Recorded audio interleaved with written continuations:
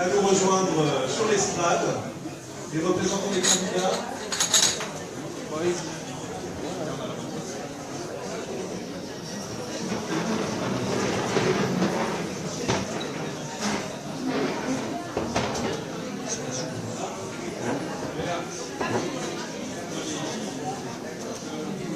J'invite les représentants des candidats à aller sur scène. Allez-y.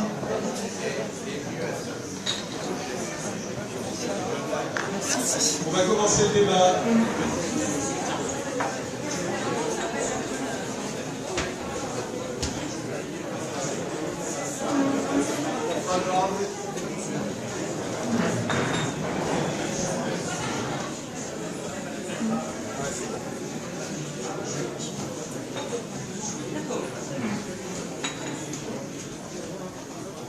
Denis Robillard, Serge Lepelletier, Jean-Pierre Nord, à nous rejoindre sur scène.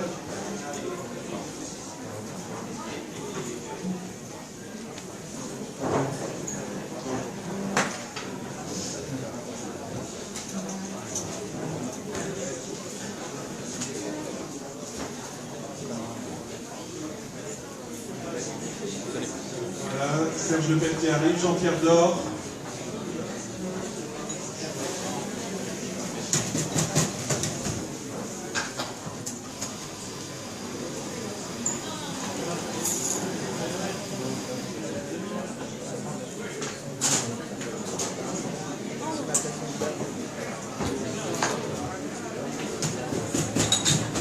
Allez-y, prenez place.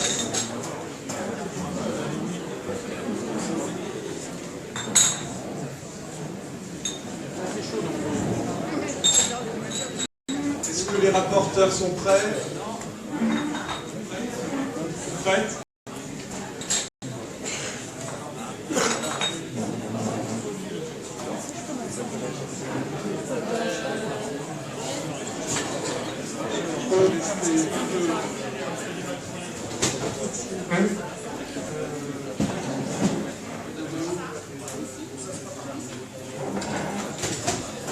Voilà, j'invite les rapporteurs aussi à se rapprocher, de prendre des places près de la scène.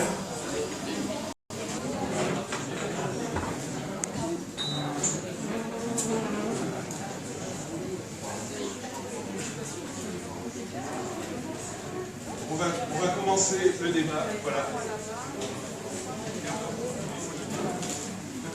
Ça marche. Donc, bonjour à toutes, à tous. Merci de votre présence. Monsieur le maire, je le vois pas. Monsieur le ministre, messieurs les députés, monsieur le conseiller régional, mesdames, messieurs, chers mutualistes, le 1er décembre 2016, la Mutualité française a lancé le site participatif place-de-la-santé.fr. Vous avez des dépliants tous sur vos tables qui reprennent ce site. En partenariat avec la Fondapol, la Fondation Jean Jaurès et Terra Nova. L'objectif était d'explorer les enjeux de la santé et de la protection sociale. Surtout, décrypter les programmes et interpeller les candidats à l'élection présidentielle. Les think tanks partenaires apportaient leur vision, et apportent toujours leur vision, et leur analyse sur ce sujet. Donc ce site était ouvert à tous, le débat est ouvert à tous, et nous proposons aux internautes de contribuer en commentant les contenus, en postant leur tribune ou en interpellant les candidats. Le 21 février, sûrement beaucoup ont dû voir un événement à la télévision ou sur les réseaux. Le rendez-vous Place de la Santé était organisé au Palais Brongniart et a rassemblé Emmanuel Macron, candidat du mouvement En Marche, Nicolas Dupont-Aignan, candidat du parti Debout la France, Benoît Hamon, candidat de la Belle Alliance Populaire, Yannick Jadot, candidat du parti Europe Écologie Les Verts, et François Fillon, candidat du parti Les Républicains. À cette occasion, ils ont répondu aux questions des think tanks et aux interpellations des Français qui étaient postées sur le site participatif Place de la Santé. Lors de cette matinée animée par Audrey Pulvar fut présenter les résultats d'une vaste enquête sur les attentes des Français en matière de santé. Et l'enquête était menée par Harris Interactive pour la Mutualité française. Dans notre belle région, Centre-Val de Loire, la Mutualité française et le club de la presse Centre-Val de Loire organisent aujourd'hui un débat participatif en direct aussi sur la page Facebook de la Mutualité française Centre. Vous êtes filmés. Ce matin, souriez. Ce matin, un World Café composé d'un panel d'acteurs de santé, institutionnels, associatifs et professionnels de la région Centre-Val de Loire s'est réuni pour échanger sur les programmes des candidats. Je tiens particulièrement à remercier les représentants des candidats qui vont débattre avec notre panel. Denis Robillard, député de Loire-et-Cher, équipe de Benoît Hamon. Jean-Pierre Dor, député du Loiret, équipe de François Fillon. Serge Lepelletier, ancien ministre, équipe de Emmanuel Macron. Et Michel Chassier, conseiller régional, équipe Marine Le Pen. Alors, le public est cordialement invité à participer au débat, qui sera animé par Laurent Garot-Fallot, Pas mal. président du Club de la Presse, et donc à qui je vais passer la parole. Je vous remercie tous de votre participation. Merci Madame la Présidente, bienvenue. Bienvenue à vous toutes, à vous tous, on est ravis de vous accueillir. Alors je vous rappelle les règles du jeu, c'est vraiment d'interpeller les représentants des candidats. Je vous rappelle également qu'un représentant du candidat Mélenchon avait été sollicité, mais que malheureusement aucun des représentants sollicités n'a pu répondre positivement à l'appel. Alors le but du jeu, c'est que nos rapporteurs puissent interagir directement avec les représentants des candidats à la présidentielle. On va dérouler par ordre alphabétique. Et puis je vais demander d'abord à Olivier, qui était le représentant sur la table autour de la candidate Marine Le Pen, d'interpeller Monsieur Chassier et de poser la première question. Allez-y, Olivier, on va vous tendre un micro. Olivier est là, et un micro est vers Stéphane ou vers Julien, ou vers moi, peu importe, comme vous voulez.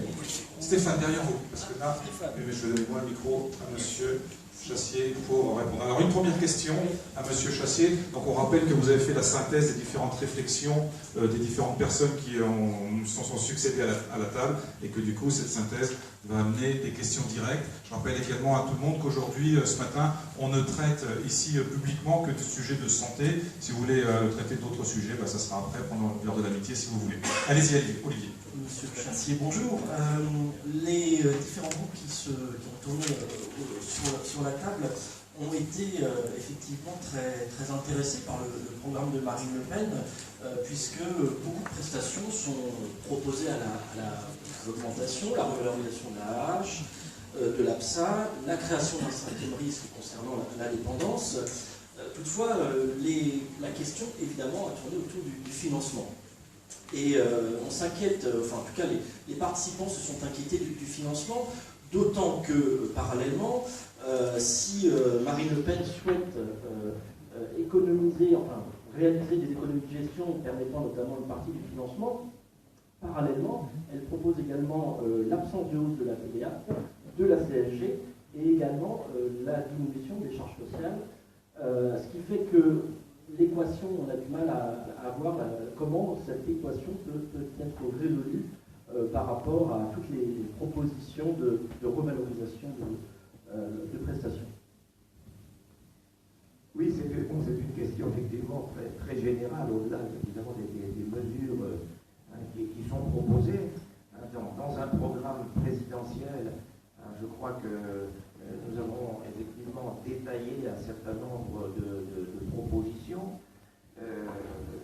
qui fixent un cap, et donc qui assurent bien quelle est la position de Marine Le Pen dans le domaine de la santé, donc de maintenir surtout le principe de l'accès aux soins pour les Français, d'un accès de qualité. Donc dans ces deux aspects, effectivement, il y a l'aspect prise en charge dans l'accès aux soins, et puis il y a l'aspect territorial, c'est l'accès aux soins sur tout le territoire et la question de la présence médicale. Ensuite, effectivement, effectivement, il y a l'évolution de la situation générale et l'augmentation de cette proposition de création d'un risque spécifique, d'un cinquième risque, il n'est pas nouvelle, il a déjà été abordé, on en parle depuis un certain temps. Et tout cela, évidemment, pose la question du financement, mais qui est plus générale, qui dépasse la question de la santé. Parce que quand on évoque ou la CSG ou la TVA, on parle d'un financement général du budget, on ne parle pas que spécifiquement du financement du budget de la santé. Alors, c'est donc là un aspect, je crois, plus général du programme. Il y a un certain nombre, là on entre dans des économies budgétaires ou qui sortent du domaine de la santé, effectivement, mais vous avez retiré où pour en mettre où? Soyons hyper concrets. Pour être concret, il y a des économies budgétaires qui sont évidentes. Par exemple, à partir du moment où dans notre programme, il est question que la Banque de France reprenne le financement de l'État et non plus la Banque Centrale Européenne, ce qui veut dire qu'on finance l'État à taux zéro, et à partir de ce moment-là, vous savez que le montant des seuls intérêts d'emprunt est de 44 à 45 milliards d'euros par an. C'est anormal, ça ne devrait pas exister. Normalement, les intérêts d'emprunt ne devraient pas exister, si la Banque de France avait continué à prêter. Alors, ça ne se fera pas en un an. Évidemment, si on retourne à ce système de financement et de prêt par la Banque de France, les intérêts ne pourront s'éteindre que progressivement, mais c'est une économie importante. Il y a aussi des renégociations sur les traités européens, avec ou non la conclusion qui serait une sortie, mais ça, c'est pas l'objectif primordial. L'objectif est d'abord de renégocier. Et là, c'est 9 milliards d'euros par an. Enfin, tout ça, ce sont des exemples. Je veux dire que, mais ça touche encore une fois un domaine beaucoup plus large que le seul domaine de la santé. Voilà quelques éléments de réponse. On va interpeller maintenant Jean-Pierre Dor, qui représente le candidat François Fillon. Gérard, vous avez été le rapporteur. Est-ce que vous voulez, s'il vous plaît, poser la première question issue des réflexions et des constats avec les différentes personnes qui sont succédées autour de votre table? Alors, merci beaucoup. Bonjour messieurs. Donc, j'étais rapporteur monsieur François Fillon à la table. Il y a un certain de questions à poser. On va essayer de synthétiser. Il y aura des questions courtes. La première, c'était c'est le financement. Le financement par la TVA. Alors, j'aimerais savoir si la sécurité sociale est financée par la TVA, que deviennent les partenaires sociaux, et y aura-t-il encore des choses sociales sur les salaires? Une question précise. Bon, d'abord, merci de m'avoir invité. Et puis, je suis très heureux de retrouver la table ronde, pas monsieur que je ne connais pas, mais Denis Robillard, avec qui je partage la même commission des affaires sociales, puisque je suis vice-président de la commission des affaires sociales, et puis l'ami Serge Lepelletier, avec qui on a partagé pas mal de moments lorsqu'il était au ministère. Donc merci, la question est intéressante. Vous parlez tout de suite du financement. Pourquoi? Parce que le constat, il est clair, aujourd'hui, de l'assurance maladie, de la sécurité sociale, et personne ne peut éliminer ce constat. Premièrement, il y a une crise financière. Il y a une dette sociale qui avoisine les 150 milliards. On parle de 120 milliards, mais plus le Fonds de solidarité vieillesse, ça fait une dette sociale de 150 milliards que l'on garde. Cette dette sociale, comme vous le savez, il y a des taux. Il y a un emprunt chaque année, emprunt aux banques étrangères, en particulier la Banque de Chine, et avec des taux d'intérêt qui régulièrement sont autour de 5 à 7 milliards par an de dépenses supplémentaires. Donc cette dette sociale, il faut la résoudre. Deuxièmement, il y a une crise de performance de notre système. On arrive maintenant à voir qu'il y a des difficultés, on en reparlera probablement dans les inégalités territoriales, dans l'accès aux soins, etc. Et puis une crise de confiance, puisque maintenant on a des soucis, on le fait bien, d'abord les professionnels de santé, les acteurs de la santé hospitalière, et puis les usagers, les assurés. Il y a véritablement une crise de confiance. Donc il faut résoudre ce constat. Alors comment on peut le résoudre? C'est effectivement de savoir qu'il faut probablement modifier notre financement de sécurité sociale, et si on augmente soit la TVA, soit la CSG, bien entendu, en contrepartie, c'est la réduction des charges salariales pour les travailleurs régulièrement. Pourquoi? Parce que aujourd'hui, les recettes de l'assurance maladie viennent des charges sociales, viennent des travailleurs, viennent des entreprises, viennent du monde du travail. Et si vous avez un taux de chômage qui continue élevé, vous n'aurez pas de rentrée.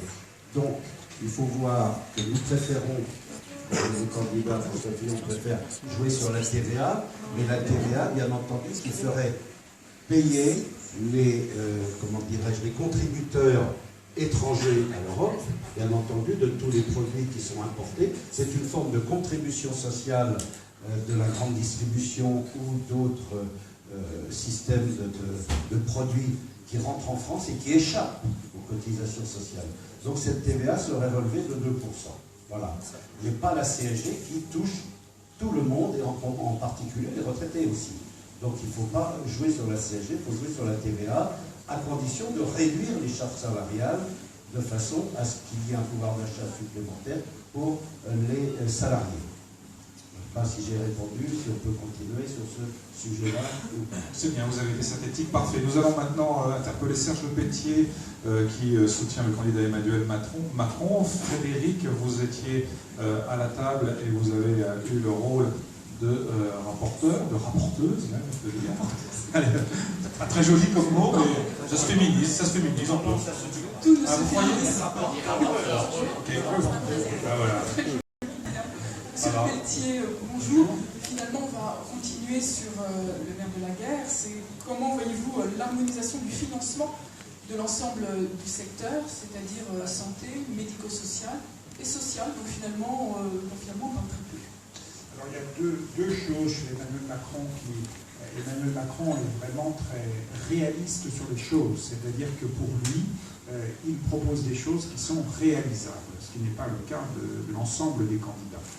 Être dans l'idéologie utopique, alors qu'on sait très bien, et Dieu sait si on a vécu au niveau des élections présidentielles, où des partis politiques ont proposé des choses qui n'ont jamais été réalisées, les Français en ont parfaitement conscience.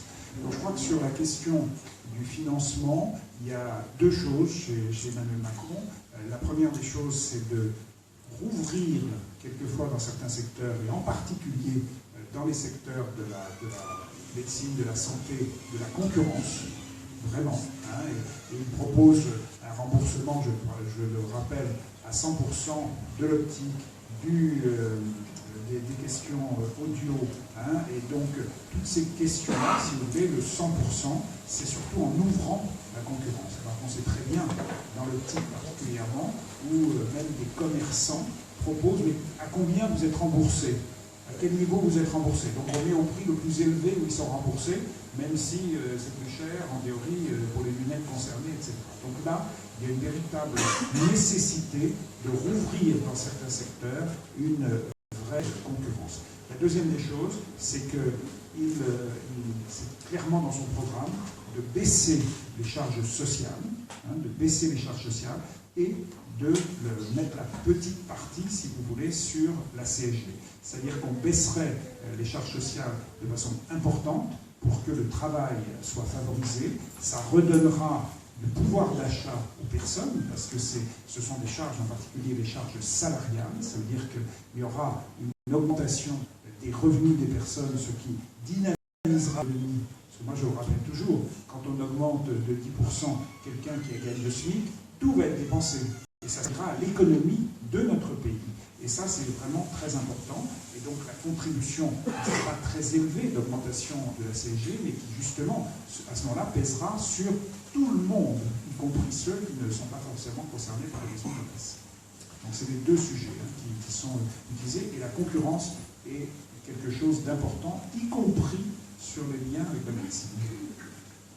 Sébastien, vous êtes notre quatrième reporter et vous allez interpeller M. Robillard pour la candidature de Benoît. Bonjour M. Robillard. Une des premières questions, c'est sur la tarification à l'activité. Benoît Hamon souhaite enfin rediscuter la tarification à l'activité au sein des hôpitaux publics. Donc on voyait que la T2A a quand même pas mal cassé le système hospitalier, que les patients pris en charge par les chirurgiens ressortaient, des fois avec des complications, revenaient à l'hôpital, donc il y a une double tarification, en tout cas il y a un coût pour la collectivité. Et par quoi souhaite-t-il la remplacer? Alors, bon, si vous me permettez, parce que comme c'est un débat, c'est aussi important qu'on puisse se répondre les uns et les autres. Peut-être une observation préalable, c'est que moi je regrette que je fais partie du problème, que ce soit 4 hommes à vous répondre, et que des plateaux de cette nature, il faudrait qu'on arrive quand même à les changer. Mais enfin, je pense que c'est important de le faire remarquer, c'est pas normal qu'il y ait 4 hommes pour répondre bonjour. La deuxième chose, c'est que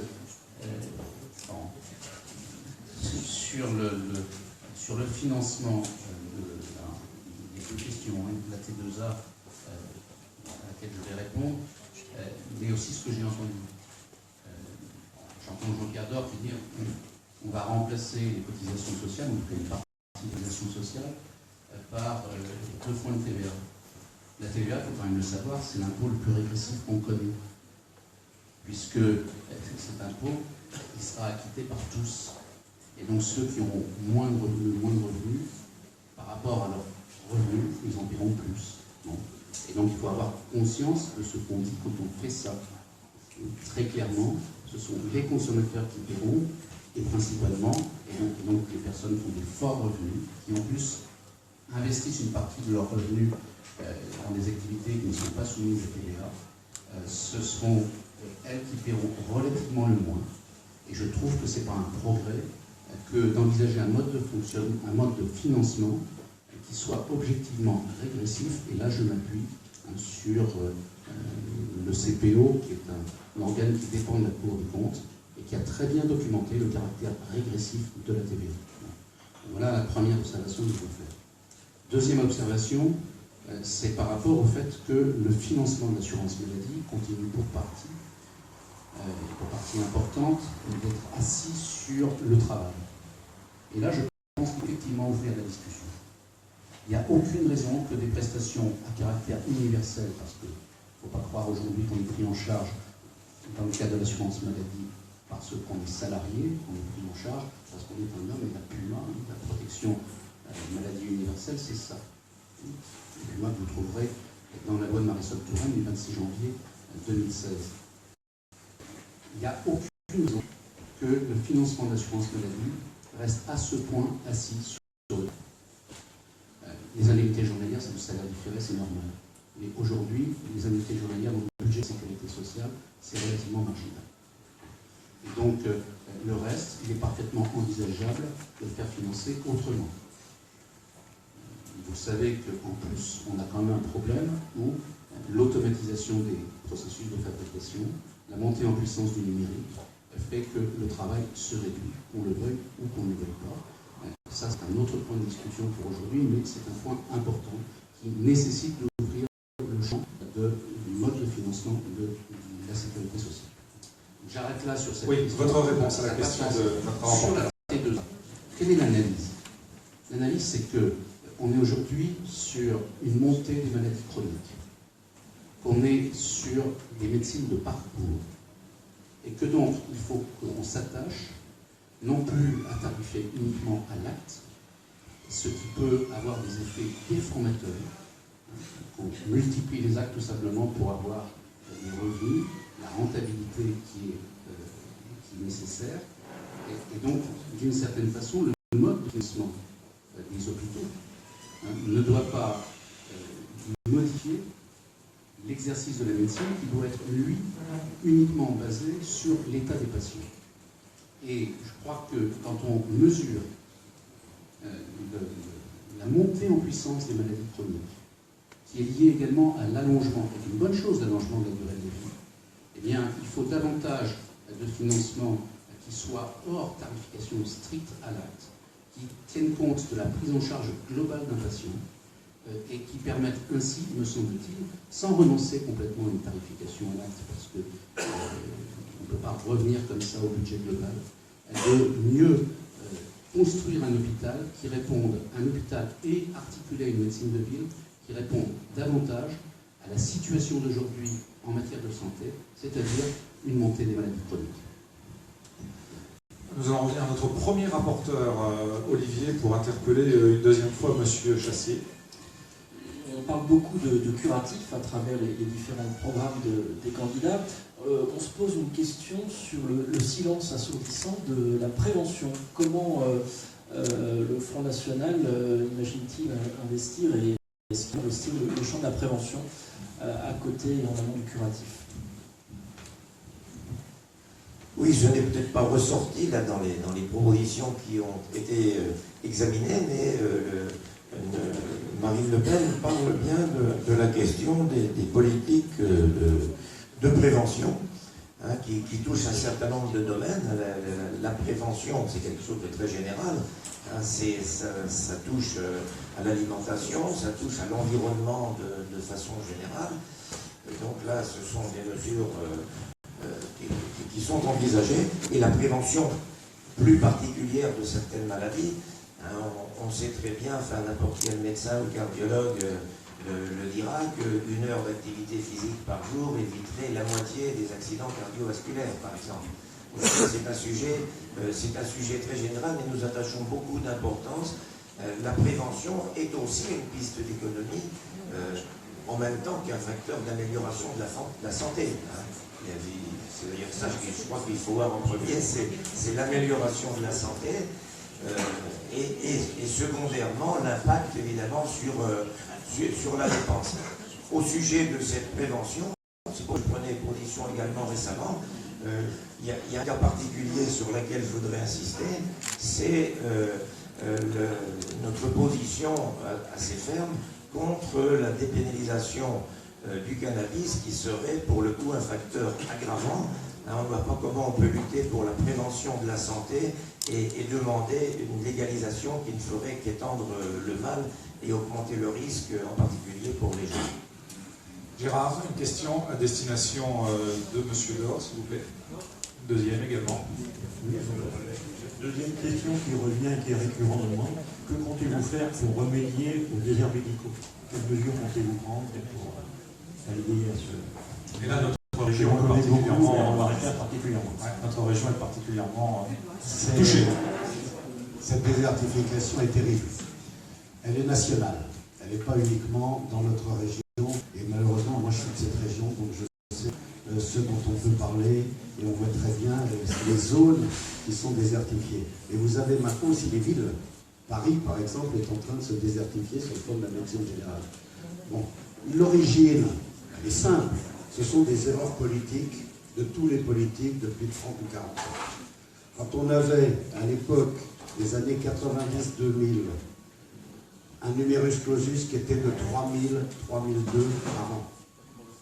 C'est ceux-là qui aujourd'hui sont sortis 10 ans ou 12 ans après. Ça fait diviser 3000. Là-dessus, vous avez 50% qui vont vers la médecine générale, 50% vers la médecine spécialiste. Sur les 1500 qui sont sortis par an, vous divisez par 100 départements, vous voyez combien il y avait de généralistes à l'époque. Donc c'est ceux-là aujourd'hui qui en plus atteignent 55-60 ans et partent à la retraite. Ce n'est que depuis 2004 qu'on est passé à une augmentation du numerus clausus et qui petit à petit est augmenté jusqu'à 8000. Aujourd'hui on est à 8000, 8002. Donc automatiquement, on les verra sortir, dit la Cour des comptes, après 2025, puisqu'il y a plus de 10 ans d'études. Deuxièmement, le jeune étudiant ne s'installe pas avant 35 ans. Il ne s'installe pas en sortant de la fac. Il ne s'installe pas avant 35 ans. Donc vous avez ces difficultés-là de jeunes qui ne vont pas vers la médecine générale et qui ne vont pas dans des territoires où effectivement ils ne veulent pas aller. D'autant plus que souvent ils sont en couple et que soit la femme, soit le conjoint, soit la conjointe a également un métier. Donc il faut voir qu'il a commencé le double métier du médecin et de sa compagne, de son compagnon, et c'est pas facile. Ensuite, la médecine générale, libérale, vous le savez très bien, elle est soumise à une telle bureaucratie, une telle administration, que beaucoup de jeunes fuient ce genre de profession. Donc ça, c'est le constat. Ce qu'il faut faire, c'est que depuis plusieurs années, nous sommes tous, je crois, engagés, et je crois que personne ne reviendrait dessus, vers cette idée de dire que les jeunes veulent travailler ensemble et se regrouper. Dans le temps, on parlait de société civile de moyens, on se souvient des regroupements de 2 ou 3 médecins ici ou là dans l'île. Maintenant, ce sont des maisons de santé ou des centres de santé, comme vous voulez, où les jeunes se regroupent, peut-être avec des anciens ou seuls, et où il y a une pluridisciplinarité, c'est-à-dire qu'ils s'installent avec des infirmières, un kiné, un podologue, etc., dans une maison médicale. Le problème, c'est que ces maisons de santé, je crois qu'on doit être à pas loin d'1 millier en ce moment sur le territoire, il faudra continuer de les augmenter. La difficulté, c'est que, et ça, s'il y a des personnes de l'ARS ici, je l'ai dit à la présidente, il faudrait réduire les difficultés administratives pour s'engager vers ces maisons de santé, car nous avons des difficultés. Moi, j'en ai fait une sur ma ville.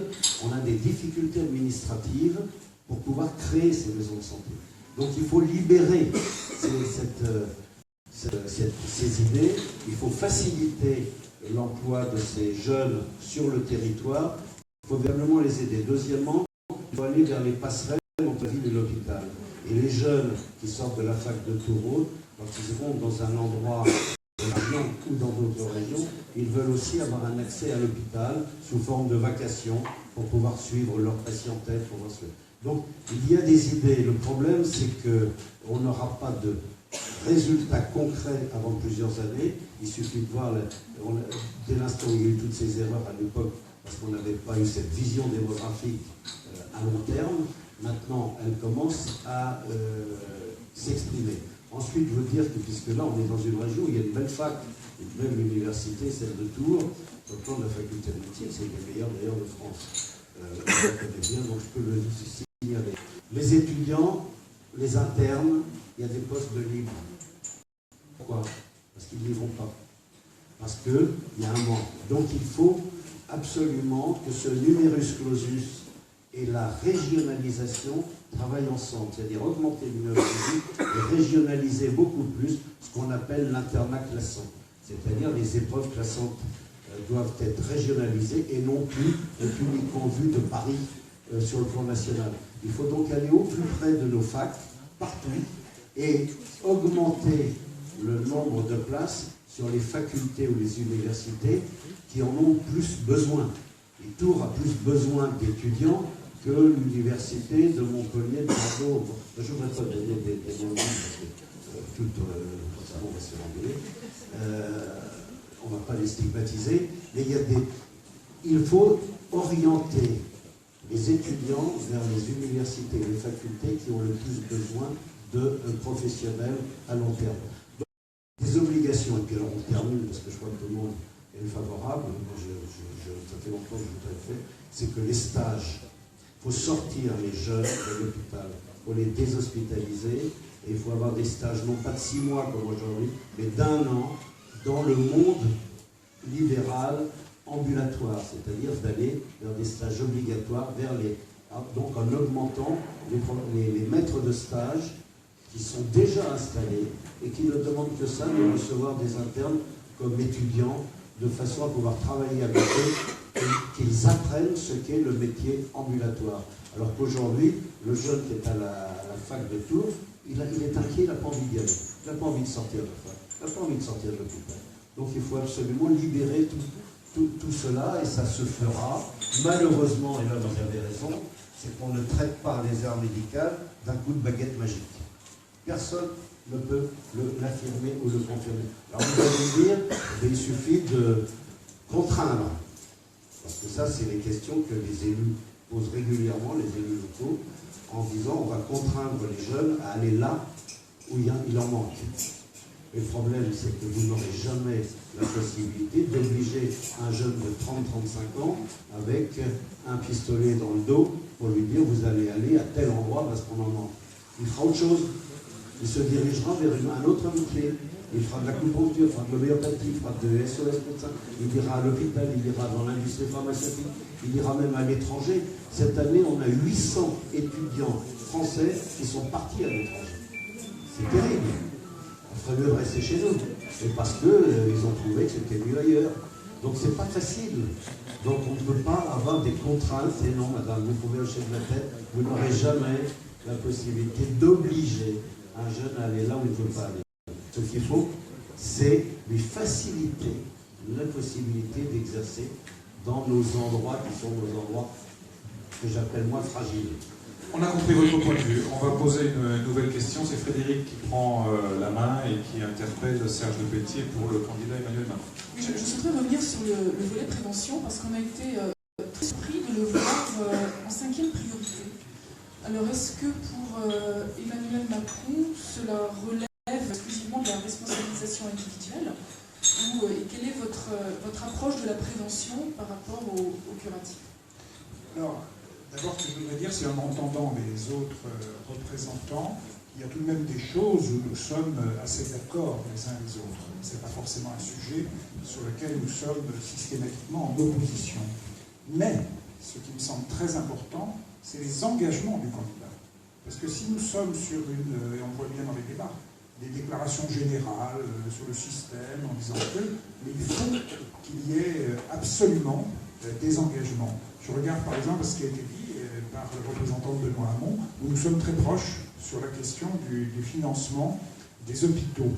Mais il y a un engagement d'Emmanuel Macron qui est le plafonnement à 50% de la tarification des activités des hôpitaux, c'est-à-dire dans les actes. Et donc, ça sera le maximum de financement par les actes à hauteur de 50%, le reste étant un financement général pour les hôpitaux et avec évidemment renforçant l'autonomie des hôpitaux. Et ça, c'est un véritable engagement. D'autre part, sur la désertification, par exemple, des territoires, je vais en venir à votre question naturellement, sur la désertification des territoires, il y a un engagement d'Emmanuel Macron. C'est pas qu'il faudra un peu plus de maisons de santé. Lui, cet engagement est pris, c'est un doublement du nombre des maisons pluridisciplinaires de santé. Cet engagement, il est pris, et on sait très bien dans notre région. Ça, monsieur le député, notre région est la plus faible de France par habitant. Je crois qu'on est peut-être la deuxième, au moment où... Oui, c'est la dernière, quasiment, par habitant. Le Limousin, juste après nous, il me semble. Oui, peut-être. Le Limousin, juste après nous. Peut-être, mais le Limousin, il n'est plus de région. Mais l'ex-Limousin, oui, tout à fait, l'ex-Limousin. Et non seulement, par habitant, et notre département, là, au sein de la région, était l'un des plus forts, c'est-à-dire Cher et Indre, étaient les deux plus importants au cœur de cette région. Donc là, il y a quelque chose de très important dans cet engagement précis. Et je pense qu'il ne suffit pas de dire il faut, etc. Non, je pense qu'il faut être sur des engagements. Alors sur la question de la prévention, la question que vous me posez, c'est, dans l'expression d'Emmanuel Macron, c'est le premier dossier qu'il a toujours mis en avant en voulant vraiment s'engager vers une vraie révolution de la prévention. Parce qu'il considère que nous avons, si vous voulez, un excellent système de soins en France, ce qui est vrai, il faut tout de même le reconnaître par rapport à des tas d'autres pays. Il suffit d'aller voir ce qui se passe dans d'autres pays, y compris aux États-Unis. C'est extrêmement différent de nous, nous avons un avantage considérable, mais sur le biais de la santé elle-même, dans les systèmes de maladies, etc., très important, parce que justement, il n'y a pas cette notion la prévention n'est pas suffisamment forte. Et là, il y a vraiment, alors moi, à chaque fois que j'ai entendu Emmanuel Macron sur ce sujet, ça a toujours été la première sujet qu'il a mis. Et pour lui, il y a plusieurs, évidemment, solutions pour ça. Il y a d'abord le mode de rémunération des médecins, qui doit pour lui évoluer et aller dans ce sens de la prévention. Puisque aujourd'hui, nous ne sommes pas du tout là-dedans, et donc il y a une évolution, en particulier chez les médecins libéraux, à faire pour justement que la prévention soit plus assurée. La deuxième des choses, c'est vraiment, là aussi c'est un engagement précis, c'est de mettre en place un service sanitaire de 3 mois pour les étudiants de santé. Il ne faut pas oublier que nous avons, d'après ce que j'ai vu, 40 000 étudiants de santé en France, et ils ont 10 ans d'études pour devenir médecin, alors que moi, dans ma jeunesse, c'était 7 ans, donc ça a été augmenté progressivement, 10 ans, ce qui est tout à fait considérable. Si je peux me permettre, j'ai un petit-fils qui est en 5e année de médecine, et donc je le vois faire, etc. Et donc, ça n'est pas rien. Et beaucoup, comme ce que tu disais, beaucoup dans les hôpitaux. Et ils sortent peu, c'est vrai, des hôpitaux, il faut le faire. Donc, mais Emmanuel Macron prend cet engagement de service sanitaire de 3 mois pour les étudiants de santé dans le sens d'actes de prévention. Et je pense que ça, parce que nous avons un vrai problème aujourd'hui dans la médecine du travail. nous le savons très bien. Il y a une évolution et il y a progressivement une baisse de la médecine du travail. Moi, j'ai connu ça, si je peux me permettre, dans la mairie dont j'ai été maire pendant 19 ans, et où c'était plus quelque chose de fait automatiquement, etc., mais sans réellement aller au bout. Et ça, je pense qu'il y a un vrai travail au niveau prévention. Il y a toutes les questions au niveau prévention qui concernent l'alimentation. Moi qui suis un écologiste, je sais ô combien, qui était président de l'Académie de l'eau, qui était aussi président du comité de bassin de l'agence de l'eau Loire-Bretagne, je sais combien les pesticides, c'est un vrai sujet. Il faut que nous facilitions un véritable lien entre l'agriculture et l'écologie et la biodiversité. Ça n'est pas facile, parce que je connais un peu les difficultés qui sont, mais je pense que c'est un vrai travail en commun qu'il faut amener, parce que là, la question de l'alimentation, la question de la qualité de l'air, quand Emmanuel Macron prend l'engagement sur un mandat d'évoluer progressivement pour que le diesel ne soit pas favorisé fiscalement par rapport à la voiture traditionnelle, et Dieu sait si ça a été essayé largement il y a très très longtemps et que ça n'a jamais été fait. Et ça, Emmanuel Macron prend un engagement réaliste, c'est-à-dire il ne dit pas on va le faire la première année, il dit simplement sur les 5 ans, il ira progressivement, parce que vous avez des gens qui ont des diesels, on va pouvoir d'un seul coup changer de voiture et faire ça, donc il faut y aller progressivement dans le sens de la qualité de l'air. Et tout ça, eh bien, c'est... Et encore une fois, la grande qualité que je trouve chez Emmanuel Macron, c'est qu'il est réaliste dans ce qu'il a une vraie volonté et qui peut être réalisée. Et là, faire en sorte que fiscalement, entre les deux types de voitures, alors il s'agira à côté évidemment de favoriser considérablement les voitures électriques qui, on le sait, ne polluent pas l'air et qui donc ne participent pas aux problèmes de santé. Donc toutes ces questions sont majeures, et encore une fois, si vous disiez c'est le 5e, etc., bon, il y a une vraie, dans les engagements d'Emmanuel Macron, ça je peux vous dire que la prévention est un niveau extrêmement fort et très important pour lui. Sébastien, une question pour M. Robillard. Le soutien donc de Benoît Hamon. Alors, on avait une question par rapport à la légalisation du cannabis. Benoît Hamon est le seul qui souhaite légaliser le cannabis par rapport au candidat. Il parle d'encadrer la commercialisation. Où va-t-il commercialiser le cannabis, justement? Et par rapport à la prévention qui souhaite installer, vers quel type de population va-t-il s'adresser? Je crois qu'il y a deux choses. Il ne s'agit pas, à travers la mesure que promeut Benoît Hamon de dépénalisation du cannabis, d'encourager sa consommation. Bien au contraire. Il s'agit que les moyens qui sont aujourd'hui utilisés avec une impuissance totale de répression du trafic de cannabis soient redistribués sur la prévention de son usage. Il s'agit de passer d'une politique de répression à une politique de prévention et une politique de santé. Après, sur la dangerosité du cannabis, elle est incontestable, pas simplement dans le fait qu'on peut passer d'une drogue qualifiée peut-être à tort de douce à une drogue dure, mais parce que, par exemple, le cannabis facilite la décompensation des psychoses. Et donc, je pense que c'est une information qui doit être donnée. Après, ce qu'on voit quand même très concrètement, c'est que malgré les efforts qui ont été faits depuis des dizaines d'années pour la répression de ce trafic, il ne recule pas, et même il s'étend. Et qu'il y a un moment où quand un grand nombre de jeunes utilisent du cannabis, il faut trouver une politique qui soit adaptée. Quand on regarde à l'étranger, les politiques qui ont été les plus efficaces sont des politiques de prévention et pas des politiques qui s'accompagnent d'une pénétration. J'ajouterai une dernière chose, c'est qu'on a un certain nombre de nos jeunes qui sont effectivement européens, c'est-à-dire qui se déplacent dans les différents pays. Et que, comme vous le savez, la législation n'est pas la même, que ce soit aux Pays-Bas ou en Espagne, et que c'est difficile aujourd'hui d'expliquer à un jeune que ce qu'il peut faire à Amsterdam, il ne peut pas faire ici. Bon. Alors, donc, la politique, là, de ce point de vue, il s'agit de contrôler, on pense qu'on contrôlera mieux, ce qui n'est pas, attention, ce sera un travail qu'il faudra faire, on contrôlera mieux la diffusion du cannabis, sa qualité, parce que il y a des aspects de santé publique à travers un usage d'un produit toxique, mais je rappelle que le tabac est toxique, et que pourtant, il est sur un marché contrôlé, avec un réseau spécialisé. Et qu'aujourd'hui, on a le problème de lutter contre la contrebande. C'est-à-dire que quand on augmente le prix du tabac, la contrebande augmente. Le marché parallèle augmente. Y compris ici. Il y a eu une affaire l'an dernier de trafic important avec des trafiquants qui ont été incarcérés à raison de ce trafic sur les cigarettes. Donc il s'agit de passer d'une politique de répression qui a montré son inefficacité assez rare à une politique de prévention dont quand on regarde dans les États étrangers, qui a montré qu'elle pouvait être efficace. Donc après, comment concrètement ça se passe, là on n'est pas, le présidentiel n'a pas vocation à le détailler. On connaît des réseaux qui sont capables de diffuser. Est-ce que ça doit être celui du pluralisme, est-ce que ça doit être un autre réseau? Ça peut se discuter. Je crois que ça doit se discuter dans le cadre de l'idée quel est le système qui permettra le mieux à la prévention de ces exercices. Et je redonne le chiffre. Moi, il y a aujourd'hui consacré à la répression du trafic de cannabis de l'ordre de 600 millions d'euros.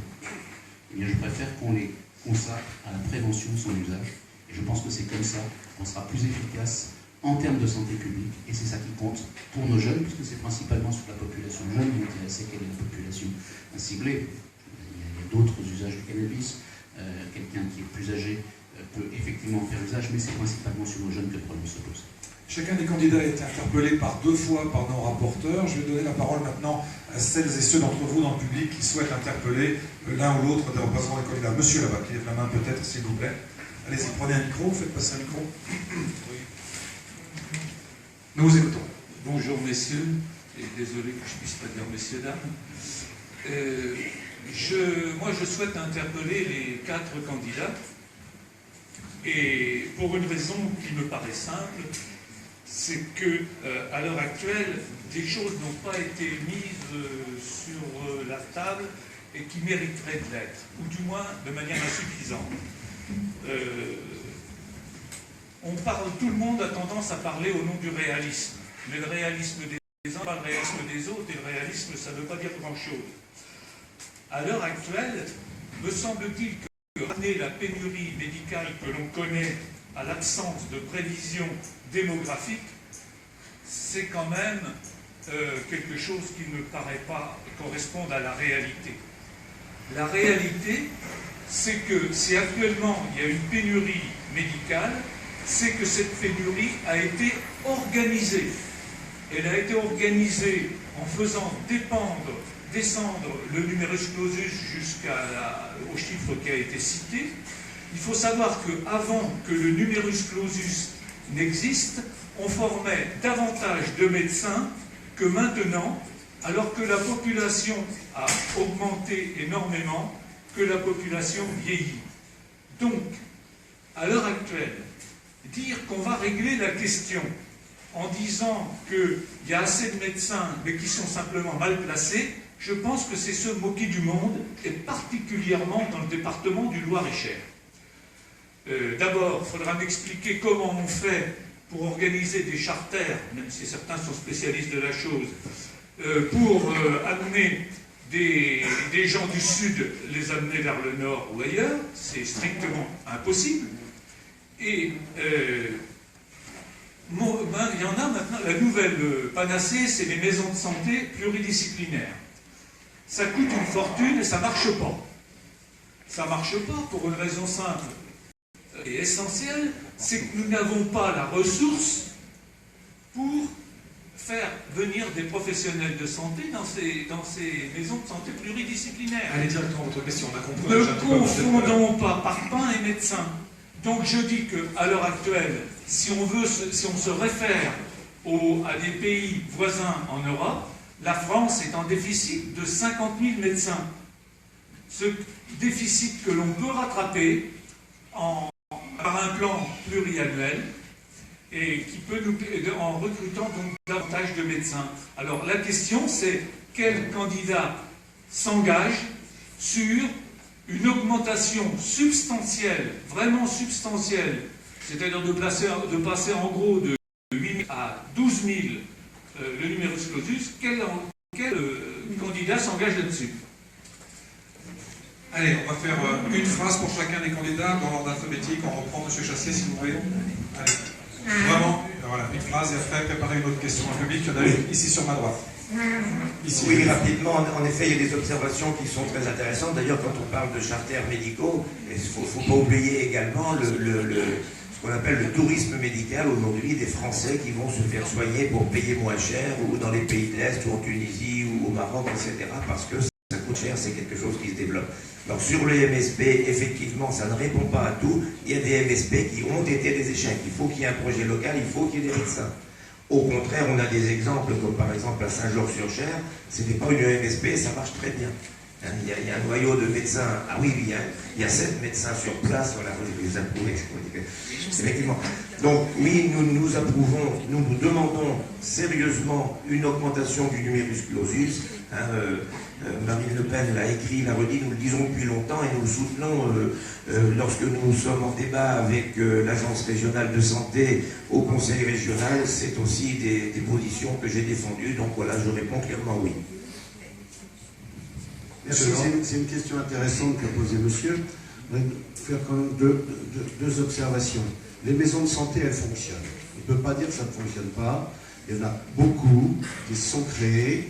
Moi, sur ma région, elles fonctionnent toutes et il y a des professionnels de santé dedans. Alors donc, on ne peut pas dire que ça ne marche pas. Deuxièmement, si ça coûte cher, c'est un problème à voir avec l'ARS. Ce sont des subventions de l'État, des subventions de la région, du département et des collectivités. Mais ensuite, il faut qu'il y ait quelqu'un dedans. Si c'est vide, évidemment, c'est une coquille vide, ça ne marche pas. Mais attendez, c'est un outil que les médecins souhaitent, les jeunes le souhaitent. Il suffit de les interroger à la faculté, vous répondront oui, nous voulons des maisons de santé ou des pôles de santé. C'est deux choses différentes. Alors, je voudrais revenir sur les chiffres. Tout à l'heure, Serge a parlé de 40 000 étudiants. En fait, il y a 50 000 étudiants par an, 42 000 échouent en première année. Ce qu'on appelle la première année commune des études de santé, la PACES.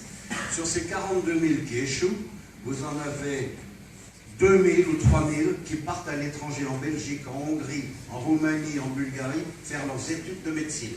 D'abord, il faut les moyens pour y aller. Alors, je ne sais pas comment ils se débrouillent, d'où les familles.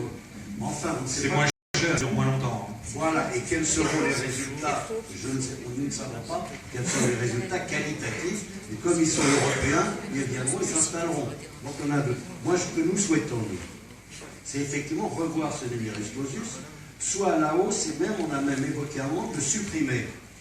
Le problème, c'est qu'il puisse y avoir une transformation des facultés d'hôpitaux pour recevoir tous ces étudiants. Or, la faculté de Tours n'est pas adaptée pour augmenter beaucoup plus le nombre de médecins. Mais si, monsieur, je ne sais pas de la tête, c'est un problème d'immobilier. L'université... Ça s'organise. Oui, ça s'organise, mais ça demandera un certain temps. Si demain vous mettez 15 ou 20 000 étudiants sur Tours, dans quelle salle, dans quel service hospitalier vous les mettrez pour faire leurs études? Donc c'est toute une chaîne à travailler. Le problème, c'est qu'il faut augmenter le numerus clausus. Bon, le libérer peut-être pas, mais passer à 12 000 ou 15 000, certainement que oui. Et je vous l'ai dit, il faut régionaliser, c'est-à-dire augmenter beaucoup plus le nombre d'étudiants dans les endroits où on en manque. C'est ça, on régionalise. Alors qu'aujourd'hui, beaucoup sont sur Marseille, Nice, Montpellier. Il suffit donc qu'on augmente le nombre de numerus clausus dans nos facultés qui ont besoin d'avoir beaucoup plus de médecins. Et ça, la réponse est oui. Quelques mots de Serge Pelletier sur le sujet. Oui, je crois qu'on se retrouve de façon un petit peu générale sur ces questions. Et moi non plus, je ne suis pas tout à fait d'accord, ça peut arriver, mais le système de maison pluridisciplinaire que je connais dans mon département fonctionne assez bien, et apporte quelque chose par rapport à des situations individuelles. Et là, il y a vraiment, la population attend cela beaucoup.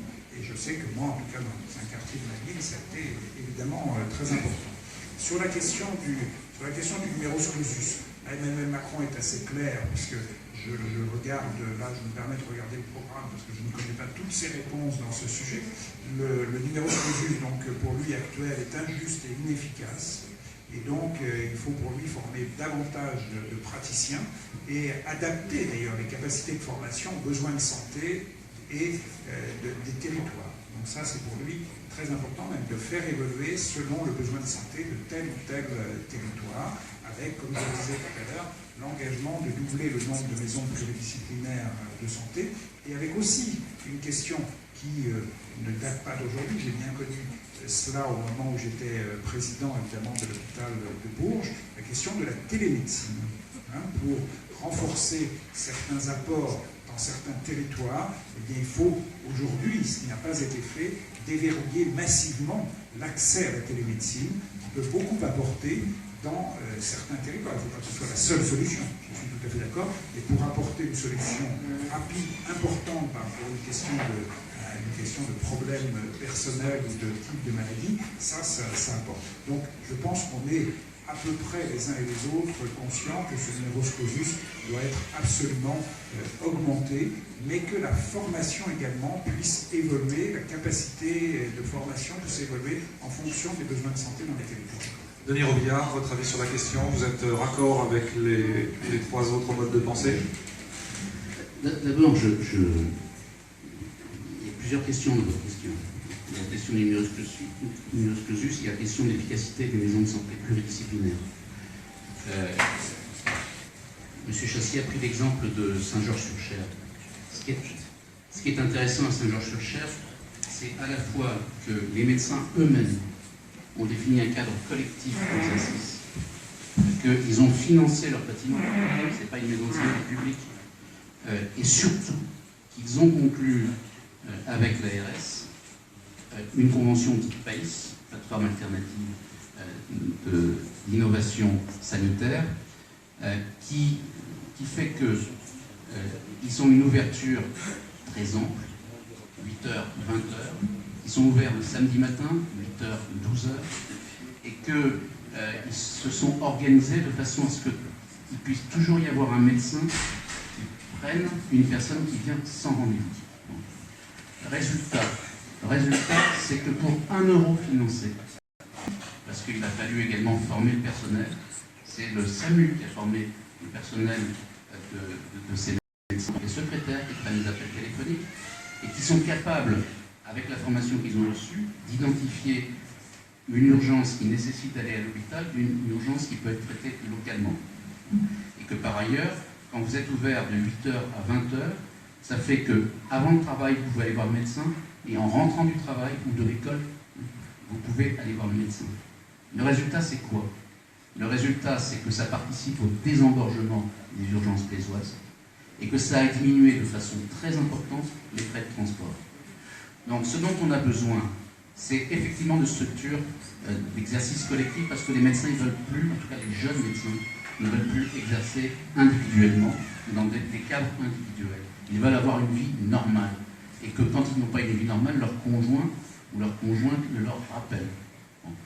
Donc, il faut quand même, et de ce point de vue-là, ça valide le projet de maison de santé, mais à condition que ce projet corresponde à une réalité territoriale, corresponde à une volonté des professionnels libéraux eux-mêmes, et qu'ils puissent s'articuler également avec un projet sanitaire qui, lui, se pense en articulation avec l'hôpital. Bon, voilà pourquoi l'expérience de Saint-Georges, qui est une expérience que moi j'ai citée à plusieurs reprises à l'Assemblée nationale, et qui a été reprise comme un exemple par la Cour des comptes.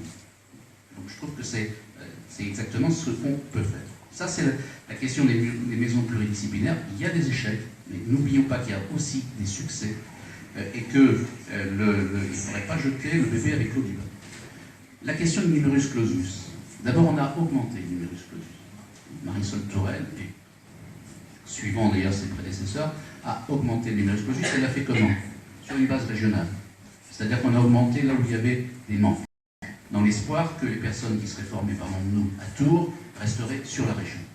Parce que c'est là qu'ils feraient leur stage, et éventuellement là qu'ils prendraient leur famille. Et qu'une fois qu'on a fondé sa famille, qu'on est sur place, on peut plus facilement y arriver. Donc l'augmentation des numerus clausus, oui, mais il ne faudrait pas croire que c'est la panacée. Parce que le problème qu'on a, c'est une insuffisance dans la répartition spatiale. Et donc il va bien y avoir un problème, à un moment, de répartition, et que par ailleurs, c'est Jean-Pierre Dor qui l'a très bien dit, me semble-t-il, mais quand vous augmentez aujourd'hui le numerus clausus, vous voyez les résultats 10 ans plus tard. Et on fait quoi en attendant? Parce que quand on regarde, regardez, vous avez sur le site du Conseil national de l'ordre des médecins les pyramides démographiques. Et la pyramide, elle est... on est dans une république laïque, on dirait une espèce de crucifix avec un bras atrophié. Bon. Et la hauteur... et pourquoi? Parce que simplement le bras est atrophié, parce que les médecins qui aujourd'hui partent à la retraite sont majoritairement des médecins hommes et minoritairement des médecins femmes, alors que ce n'est pas le cas des médecins qui arrivent aujourd'hui. Mais du coup, et comme la pyramide elle est construite masculin-féminin, vous avez ce phénomène-là. Mais ça veut dire que là, on est en train, et on va le vivre dans les années qui viennent, de voir les classes les plus nombreuses de médecins partir à la retraite. Et donc les problèmes, non seulement nous les connaissons aujourd'hui, mais ils sont devant nous et ils vont s'aggraver. Donc je pense, alors, et donc toute la difficulté, c'est comment on résout. Alors je veux dire, on va dire les choses, hein. Comment on résout aujourd'hui dans les hôpitaux? Parce que le problème, il n'est pas simplement de la médecine libérale. On a aussi besoin de médecins dans les hôpitaux. Monsieur Chassier, figurez-vous qu'on a fait appel aux médecins étrangers. Eh oui, à l'immigration. Et que si on ne faisait pas appel à l'immigration, monsieur Chassier, on n'y arriverait pas à soigner notre population française. On n'y arriverait pas. Et que, attention, il y a une question de qualité de formation, d'indépendance nationale, de la capacité que notre système se tienne par lui-même, qui nécessite que nous soyons dotés de capacités de formation suffisante de médecins. Mais encore une fois, ce n'est pas simplement parce qu'on dirait, tiens, on va augmenter de 4000 par an le nombre de médecins qui doivent sortir, ça fait un effet 10 ans plus tard, et il faut en plus que notre système de formation, pas simplement pour des murs, soit capable de l'absorber, parce qu'il faut aussi que les internes ils soient dans les hôpitaux, qu'il y ait la place pour eux, qu'il y ait l'encadrement, etc. Donc les choses ne se font pas comme ça en disant il y a qu'à, c'est pas vrai. Il y a une faute que nous partageons, les responsables politiques, parce que honnêtement on avait toutes les données démographiques. On a vu arriver le problème et on ne l'a pas traité. Bon, mais oui, mais on l'a fait, malheureusement. Et aujourd'hui, il faut le traiter, et il faut le traiter de façon responsable. Moi, je dis quand même que, à minima, alors je suis un peu plus extrémiste que Benoît Hamon sur cette question-là, et je donne sa position, le conventionnement ne doit plus être un droit. Quand un médecin s'installe dans une zone surdotée, je ne vois pas au nom de quoi la sécurité sociale devrait nécessairement le conventionner. Allez, on a compris votre position. On passe à une autre question ici. Allez-y, une autre question s'il vous plaît. Bonjour à vous tous. Je veux intervenir également sur le même sujet que mon prédécesseur. C'est quand même un sujet majeur, l'accès aux soins. Alors je ne vais pas revenir sur ce qu'il a évoqué. Je vais le prendre par un autre bout. J'ai entendu ce que nous ont dit nos représentants nationaux. Dans les débats, ce que je constate, c'est qu'à chaque fois que l'on parle de la santé, on prend toujours le problème par le même bout. C'est-à-dire qu'on nous parle des moyens, on nous parle des effecteurs, mais on ne nous parle pas des bénéficiaires. Et il me semble que il y a avant tout pour les bénéficiaires de ce système de santé. Je vais vous prendre un exemple pour illustrer ce qui me choque depuis un certain temps. Est-ce qu'on admettrait aujourd'hui, en 2017, que dans certains endroits de France, des enfants ne puissent pas être scolarisés parce que des enseignants n'auraient pas envie d'aller travailler à tel ou tel endroit? Ou bien, c'est qu'il n'y en avait pas suffisamment, est-ce qu'on accepterait que l'on entasse des enfants dans des classes à 50 élèves pour leur assurer quand même une forme d'enseignement? Vous voyez ce que je veux dire? Oui, ça revient à parler de l'obligation qu'on évoquait un peu tout à l'heure. Enfin, de l'obligation. Oui, enfin, non, c'est pour aborder la question de fond. Je pense que la société aujourd'hui n'accepterait pas cela. Eh bien, Ce qu'on n'accepte pas pour nos enfants, on l'accepte dans le domaine de la santé. C'est-à-dire qu'on a des gens qui ne peuvent pas accéder aux soins parce qu'on n'a pas d'effecteurs aux endroits où ils en ont besoin. Alors, j'entends bien les questions techniques de l'humérus clausus. Effectivement, quand on le revoit, c'est 10 ans après que ça porte ses fruits. Le nombre de médecins a été évoqué. Bon, on peut en penser ce que l'on veut, sauf qu'aujourd'hui, il n'y a jamais eu autant de médecins en activité qu'aujourd'hui. Donc, bon, voilà. Alors maintenant, j'avoue qu'on peut discuter longuement sur ces choses-là, parce qu'après, il faut savoir ce que c'est qu'un médecin. On parle en ETP. 1 égale 1. Sauf qu'un médecin né en 1940 et un médecin né en 1970 n'a pas du tout les mêmes pratiques. Et si on raisonne en termes d'ETP, le temps consacré à son activité professionnelle, suivant l'âge du médecin, eh bien, on n'est pas du tout sur le même volume de temps exercé au niveau de la santé. Donc, ça montre bien aussi que le problème du numerus clausus est un petit peu plus compliqué que ce l'on veut. Alors, j'ai entendu M. Dor dire que on ne pouvait pas, effectivement, mettre un pistolet dans le dos des médecins pour les s'installer, pour les obliger à s'installer s'ils n'avaient pas envie d'aller dans tel ou tel endroit. Donc, je n'ignore pas que les médecins sont des professionnels libéraux, bien évidemment, mais allez à la question. Je fais remarquer que ce sont des libéraux un peu particuliers, puisqu'ils sont solvabilisés par des fonds publics, l'argent de la sécurité sociale.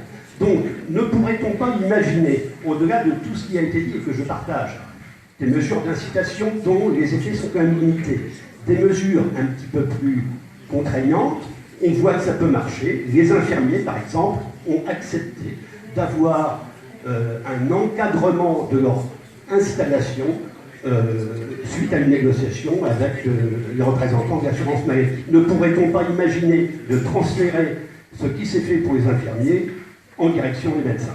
Oui ou non? La réponse de chacun d'entre vous quatre, s'il vous plaît. On commence par M. Chassier. Oui, sans trop délayer, oui ou non? Sans trop délayer, non. Écoutez, voilà, Marine Le Pen, et c'est notre position depuis longtemps, n'est pas favorable effectivement à des mesures coercitives. Nous sommes attachés à la défense de la liberté d'exercice, de la médecine libérale, etc. Et les pays qui ont fait, ça a été le cas en Grande-Bretagne notamment, ça s'est avéré un échec. C'est-à-dire qu'il s'est développé en parallèle une autre forme de médecine.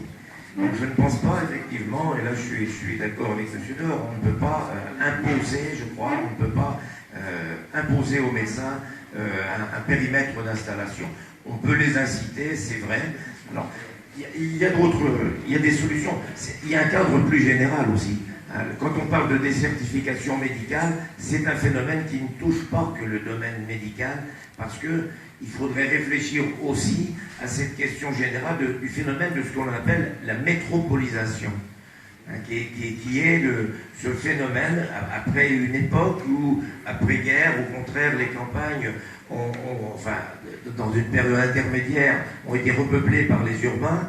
Maintenant, on revient en arrière pour un certain nombre de raisons, et c'est les gens, on incite à une concentration urbaine, à une nouvelle forme de concentration urbaine qui touche la médecine, parce que les médecins ne font pas exception par rapport à l'ensemble de la population. Donc la réponse de Jean-Pierre Dor, c'est bon, on va pas revenir en plus sur le sujet. Jean-Pierre Dor, oui ou non? Vous complétez peut-être ce que vous avez dit tout à l'heure en 2 phrases. Oui, je voudrais déjà dire à M. le Président qu'il a parlé de ceux qui étaient nés en 40, 70, etc. Moi, je fais partie de ceux qui étaient les plus anciens, puisque je suis médecin, ou j'ai été médecin. Et dans ces années-là, et à ce moment-là, effectivement, on travaillait 7 jours sur 7, 24 heures sur 24. Mais ensuite, depuis plusieurs années, les jeunes n'ont plus la même démarche professionnelle, et on le sait, ils sont liés aux loisirs, ils sont liés aux activités du couple, et puis les 35 heures aussi, ils sont rentrés dans le même système, et le vendredi soir, on s'arrête, et on reprend le lundi. C'est pour ça qu'il y a des médicales de garde pour la permanence des soins le week-end. Donc la réponse, c'est non.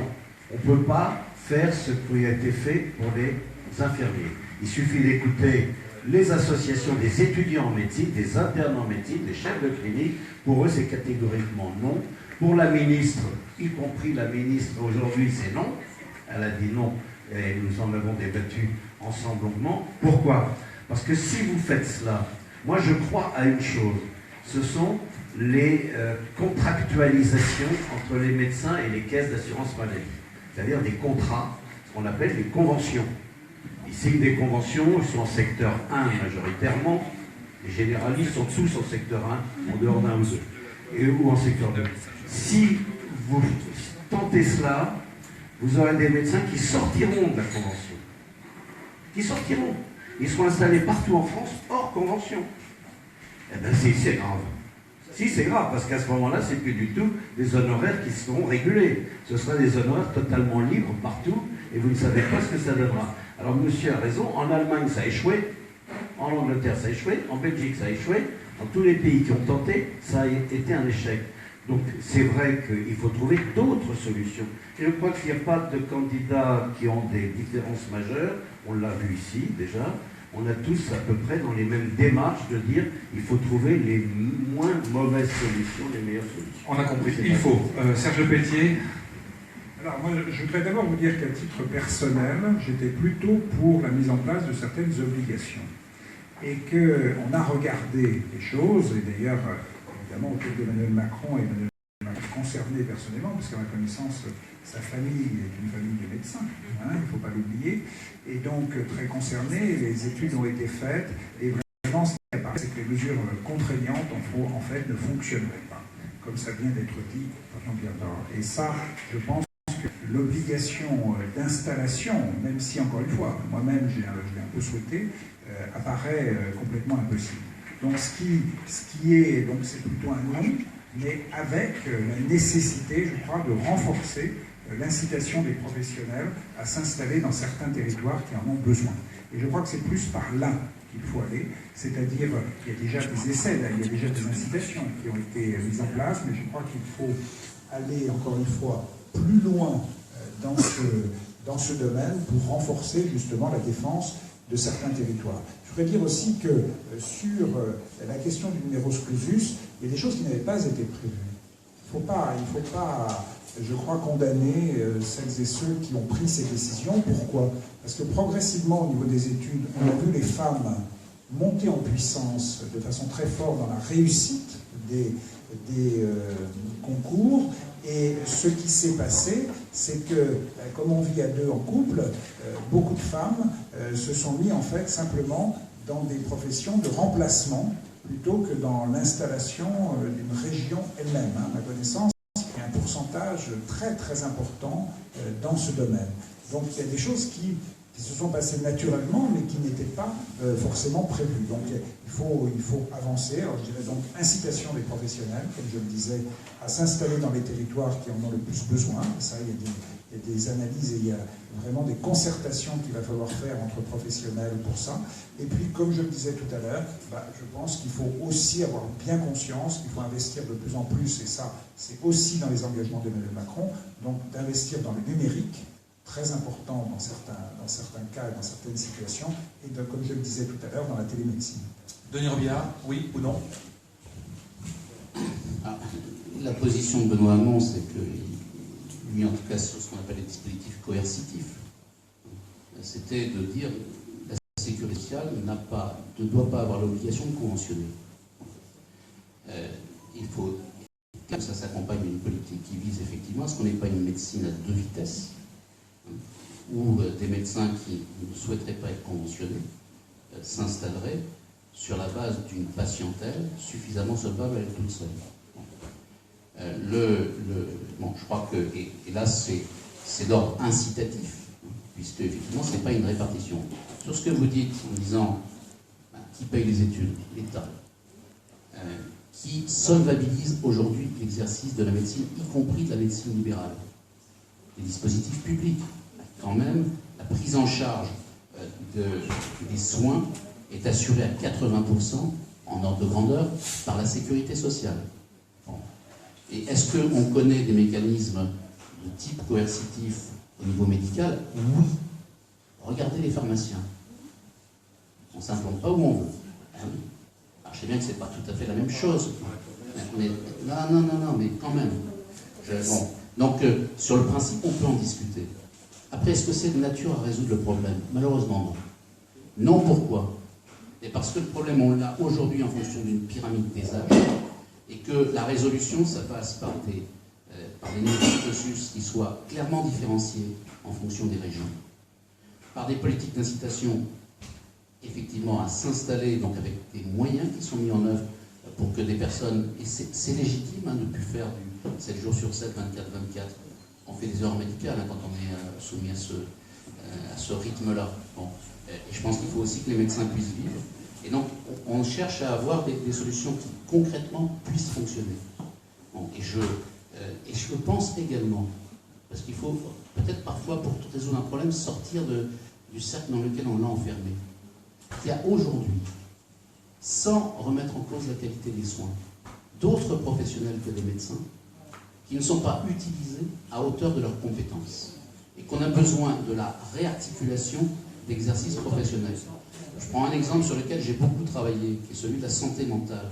Je considère que dans notre pays, on n'utilise pas les psychologues dits cliniciens, donc une particularité dans leur formation, à hauteur de leurs compétences, et que c'est dommage, parce qu'on manque de psychiatres, et que les déserts médicaux psychiatriques existent, et que là aussi, il y a besoin de penser des choses. Pas encore plus, mais au moins autant. Mais pas forcément encore plus, sauf en pédopsychiatrie. Ou en pédopsychiatrie, alors que la demande monte, regardez la liste de ce qu'on appelle les phylactiques, mais qui monte en puissance dans les CNPP, dans les camps, dans les différents outils qui existent, et le fait qu'il n'y a plus de pédopsychiatres en mettre en face des enfants. Là, il y a besoin, très clairement, parce que même si on reformait les pédopsychiatres, il nous faut 10 ans pour y arriver. Et donc, les enfants, là, on ne va pas attendre pour ces enfants, on ne va pas sacrifier une génération, ça, c'est pas question. Et on peut le faire tout de suite, parce que des professionnels qui sont sur le terrain, qui sont compétents, qui sont en mesure de donner des soins, ils existent. Et bien écoutez, peut-être que ça passe aussi dans cette réarticulation des exercices professionnels. Une dernière question. Il y a de la chance. Hein. Ouais. Bien, bonjour à tous. Il était temps qu'on parle de la santé et plus de la médecine. Enfin, c'est intéressant, puisque je regarde les affiches place de la santé, on a parlé de la place de la médecine et des médecins. J'ai aucune animosité envers les médecins. Ma femme est médecin. Donc au contraire. Je les aime bien, j'aime bien ma femme. C'est heureux. Moi j'ai un autre parcours, je suis paramédical. Bienvenue dans la vraie vie, sur le terrain. C'est le problème de toutes les professions médicales et paramédicales. C'est pas le problème de la médecine, c'est le problème de la santé, de sa place et du rôle de toutes les professions au sein de ce modèle social de la santé qu'on a voulu créer en France, qui est un point clé de cette société. 2 points. La prévention, c'est évidemment, comme on l'a entendu, un point plus que prédominant, plus qu'important. Le rôle des autres professionnels de santé dans la prévention, petite question, est-ce qu'il est prévu quelque chose? Deuxième question, le rôle de la prévention dans le seul endroit où vous pouvez absolument toucher tout le monde, c'est-à-dire à l'école. À l'école, c'est le seul endroit de dépistage facile, puisque tout le monde y va, c'est une obligation. On ne parle plus des adultes. Et la place de la santé, de la prévention, de la santé solidaire, de l'organisation du soin dans notre société moderne, quel rôle peut avoir l'école là-dedans? Est-ce qu'il est prévu dans vos programmes respectifs? Comme on a pu l'entendre un petit peu dans le débat de lundi, mais il fallait ne pas dormir à ce moment-là, et ce n'était pas forcément évident, est-ce qu'il est prévu des personnels différents que des personnels de l'éducation nationale, c'est-à-dire des personnels de santé? Je pense aux paramédicaux, je pense aux orthophonistes, par exemple. Je ne suis pas orthophoniste. Mais est-ce qu'on peut vraiment demander à un enseignant de déceler des troubles orthophoniques à des enfants, par exemple? C'est difficile. Sinon, les orthophonistes n'ont pas de métier, par exemple. Donc, petite question là-dessus. Le rôle de la prévention, le rôle des professions paramédicales, pas que les médecins, merci, ça les libérera, on n'aura pas besoin d'en former autant, puisqu'il y a plein de gens qui peuvent faire plein de choses. Et l'école. Et l'école, s'il vous plaît. Allez, je demanderai d'être synthétique, évidemment, parce qu'il y a un service qui se prépare, et derrière, on va se faire... Voilà. Oui, sur le rôle des paramédicaux, il est bien précisé dans les engagements et dans les propositions de notre candidate. Et effectivement, nous ne les oublions pas, et il y a un certain nombre d'actes qui peuvent être exercés par des paramédicaux. C'est le cas, par exemple, chez les ophtalmologistes, où une partie de l'examen est effectuée par des personnels autres que l'ophtalmo. Et il y a un certain nombre de cas comme ça en médecine, où un certain nombre quand il s'agit de prendre l'attention ou de prendre le poids d'un patient, effectivement, ça ne nécessite pas forcément d'être médecin, des auxiliaires aussi peuvent le faire. Il faut penser aussi, je pense, à toute la catégorie, toute la profession des infirmiers et infirmières, qui aujourd'hui est en grande souffrance dans les hôpitaux, en raison de la charge de travail. On revient indirectement, on a la tarification à l'acte, on parlait de questions budgétaires, mais ça a un autre impact, c'est le chronométrage des tâches, la réduction des tâches à un temps imparti, etc., qui pèse très lourd. Et donc je pense que là aussi, tout ça est un ensemble sur lequel nous devons réfléchir, évidemment, avec les professions concernées. Même si ce n'est pas détaillé, c'est évoqué, mais pas détaillé dans le programme. Alors, effectivement, l'école, deuxième partie de la question, il est important d'intervenir. On sait que la médecine scolaire, en général, elle aussi souffre d'un manque de moyens. Et donc, pour la seule partie dont on parle de médecine scolaire... C'est rien de le dire, si je peux me permettre. C'est plus qu'un manque de moyens, ça n'existe pas. Ça n'existe pas. Voilà. Et on connaît un peu le sujet aussi. Donc c'est quelque chose aussi à développer, effectivement, dans le domaine de la détection, de la prévention. Je crois que c'est quelque chose que nous serons tous d'accord pour dire qu'il faut le développer. Jean-Pierre Dor. Merci. C'est une question très intéressante. On revient sur le sujet de la prévention. Je crois que tout le monde est d'accord pour dire que la prévention a toujours été le parent pauvre de notre système de soins en France et qu'il faut vraiment dépasser les budgets actuels qui étaient inférieurs à 6% et arriver à 10%, comme dans les pays scandinaves où la prévention est très développée. C'est écrit dans le programme, ça, c'est 10%? Oui, c'est plus de 6%, autour de 10%. Il suffit de faire le calcul et vous gagnerez, parce qu'on va dire où est-ce qu'on va chercher l'argent. Plus vous augmentez la prévention et plus vous réduirez le nombre d'affections de longue durée à long cours, puisqu'aujourd'hui, les ALD dépensent plus de 65 à 70% du budget de la santé. Donc il suffit de réduire là-haut. Pour réduire, il faut la prévention. Et ça, c'est ce que tout le monde est d'accord pour réaliser. Dans l'idée de la prévention, les 10%, super, enfin 6-10, l'idée c'est aussi comment, parce que la prévention à l'ancienne, les tracts, les papiers qu'on soit dans le cabinet, d'accord. Ça marche pas. Ce que nous proposons, c'est une consultation obligatoire tous les 2 ans, avec un acte médical qui soit remboursé de façon... Paramédical. Et paramédical, évidemment. Ça rentre dans le cadre de l'acte médical. Parce que là, les médecins, ils sont déjà débordés, vous allez leur en rajouter. Enfin, vous savez que les médecins préfèrent faire cela que de faire en permanence des ordonnances. Donc c'est une activité prévention qui est importante pour un médecin. Les médecins sont ravis de faire de la prévention. Le problème, c'est qu'il faut qu'on leur en donne les moyens.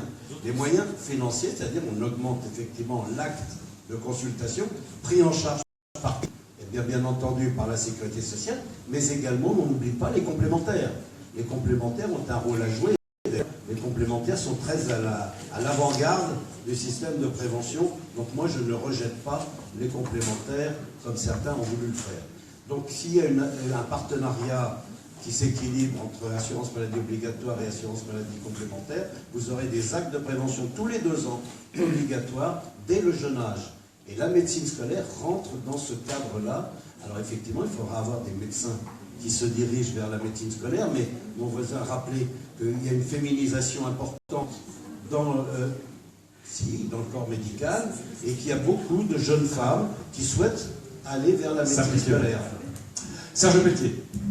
Simplement pour être moi très positif vis-à-vis de cette idée, je crois vraiment que la santé et école, il y a un lien strictement nécessaire, notamment prévention, et comme vous le disiez très bien, qui n'existe pas aujourd'hui. Donc il y a là vraiment quelque chose à faire de très important. Et également, ce qui a été évoqué, la question de la rémunération des médecins, comme je le disais, Mme Macron est très précise en disant qu'il faut absolument faire évoluer la rémunération des médecins en ville afin de mieux favoriser les actions de prévention et que ce ne soit pas simplement sur ce qui n'est pas prévention. Donc, mais le lien, je pense que là, il y a une vraie action, il y a un vrai travail à faire, qui ne me semble pas tellement anticipé, d'ailleurs, sur le lien entre école et santé. Et donc, merci de cette question, parce que ça me permettra de passer le message. Et encore une fois, pas que médecin, parce que là, vous faites, à mon avis, le raccourci est vraiment, encore une fois... Non, mais moi, j'ai dit santé et école. Oui, mais on a quand même cette sensation... Le médical dans tout le non, mais vous avez raison. Il y a pas là-dessus, il faut vraiment le travailler, l'étudier, etc. Et vous avez une vraie question parce qu'elle n'est pas forcément beaucoup mise en avant. On n'en parle pas beaucoup. Donc je crois que ça, c'est important. En Belgique, c'est très développé. Monsieur Robillard. Avec des orthophonistes dans toutes les écoles. Exact. Monsieur Robillard. La prévention, elle est au cœur du programme de Benoît Hamon. Il fait en matière de santé 27 propositions, il y en a 8 qui portent sur la prévention. Celle qui a, par son originalité, retenu le plus l'attention, c'est la possibilité que quand, pour des patients atteints de maladies chroniques, le médecin prescrivait une activité physique, les frais de cette activité puissent être pris en charge par la sécurité sociale. On est sur une idée que faire du sport, à un niveau moindre, faire une activité physique peut être nécessaire, et que dans ce cas-là, il faut que tout le monde puisse y accéder. Vous posiez la question très directement sur l'école. Sur l'école, j'ai envie de vous répondre là très clairement dans les propositions que nous faisons. Oui, il faut qu'il y ait une éducation à la santé. Et ça passe par la présence de professionnels, pas simplement de médecins, mais on prend l'exemple de Saint-Georges-sur-Cher. Dans la Convention PAIS, il y a un temps qui est passé à faire de l'éducation à la santé, y compris dans les écoles. Et ça me paraît extrêmement important. Puis je dirais que, alors c'est pas directement de la santé. Aujourd'hui, la médecine scolaire, elle est extrêmement faible. On peut même se demander si elle continue d'exister. Elle existe sur le papier, elle existe quand même aussi autour d'un certain nombre de professionnels. Elle existait au point de vue psychologique par les RAZ, d'aide aux enfants en difficulté, avec les maîtres, les psychologues. Ces réseaux ont été déconstruits, démolis, pendant le quinquennat de M. Sarkozy. Je trouve ça dramatique parce que c'était un maillage du territoire par des réseaux spécialisés qui permettaient de prendre en charge des enfants qui avaient des difficultés par des personnels compétents. C'est très long, c'est très rapide de démolir. C'est très long de reconstruire puisqu'il faut des formations, il faut des professionnels expérimentés, etc. Bon. Je pense que ça passe aussi par là, la prévention. Et je dirais une dernière chose. La prévention, c'est pas qu'à l'école.